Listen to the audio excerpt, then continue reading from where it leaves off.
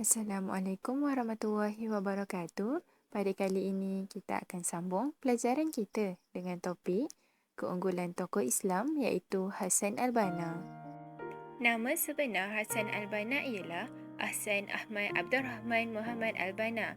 Beliau dilahirkan pada 14 Oktober 1906 bersamaan dengan 25 Syakban 1323 Hijrah di Desa Al-Mahmudiyah yang terletak di daerah Al-Bahriyah, Iskandariyah, Mesir.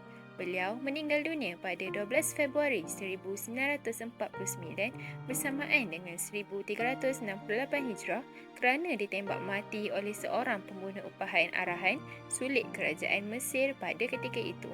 Beliau memegang jawatan sebagai Mursyid Al-Ikhwanul Muslimin. Beliau telah menubuhkan gerakan tersebut di Bandar Islamiyah pada Mac 1928. Ketinggian akhlak Hasan al-Banna. Yang pertama, beliau seorang yang memuliakan orang yang warak dan soleh. Kerana sewaktu kecil, beliau suka mendampingi orang-orang yang warak dan soleh. Yang kedua, beliau seorang yang gigih menggerakkan usaha dakwah. Dakwah terdiri daripada 3 asas, iaitu makrifah kepada Allah, pembaikan jiwa dan kasih sayang sesama makhluk. Dengan hasil kegigihan beliau, gerakan dakwahnya mendapat sambutan di Mesir dan di setiap pelosok negara-negara Islam. Dan yang ketiga, beliau seorang yang berlapang dada apabila terdapat perbezaan. Kerana dalam salah satu wasiatnya, beliau berkata, jangan berdebat dalam apa jua hal. Pertengkaran tidak akan mendatangkan kebaikan. Antara guru yang tersohor pada ketika itu ialah Ahmad bin Abdul Rahman al-Banna dan Syekh Muhammad Zahran. Sumbangan Hasan al-Banna dalam tamadun Islam terbahagi kepada 3, iaitu yang pertama dari segi hasil karya dan penulisannya. Hasil karya pertama yang dihasilkan oleh Hasan al-Banna ialah Muzakiratul Da'wati wal Da'iyah. Hasil karya ini terbahagi kepada 2 bahagian, iaitu yang pertama menyentuh kehidupan peribadi Hasan al-Banna dan yang kedua mengenai kegiatan Ikhwanul Muslim. Hasil karya kedua pula ialah Risalatul Ta'alim. Karya ini ditunjukkan kepada ahli Ikhwanul Muslimin yang berbai'ah di mana ia menjelaskan 10 dasar bai'ah kepada ahli Ikhwanul Muslimin yang lain. Seterusnya, Hasan al-Banna menerangkan kewajipan ahli-ahli Ikhwanul Muslimin dalam bidang kehidupan selepas bai'ah dilakukan. Hasil karya ini juga menerangkan peraturan yang perlu diikuti dan perlu ditinggalkan. Hasil karya yang seterusnya ialah Maksurat. Maksurat ialah himpunan doa dan zikir yang disusun Hasan al-Banna sendiri.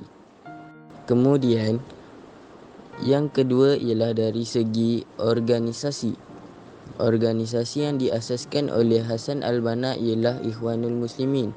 Ikhwanul Muslimin ialah sebuah gerakan dakwah Islam yang ditubuhkan pada tahun 1928. Organisasi ini bertujuan untuk merumuskan identiti agama Islam bagi meningkatkan populasi umat Islam.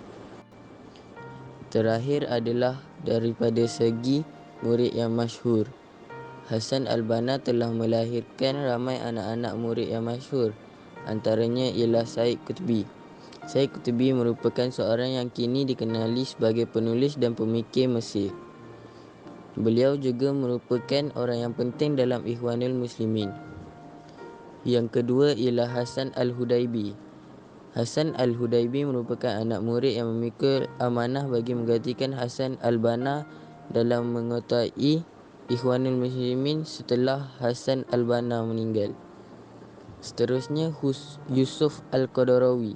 Yusuf al-Qaradawi merupakan cendekiawan Islam dari Mesir yang terkenal.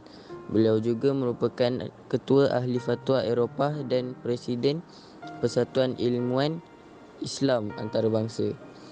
Yang terakhir ialah Mustafa bin Husni al-Sibai.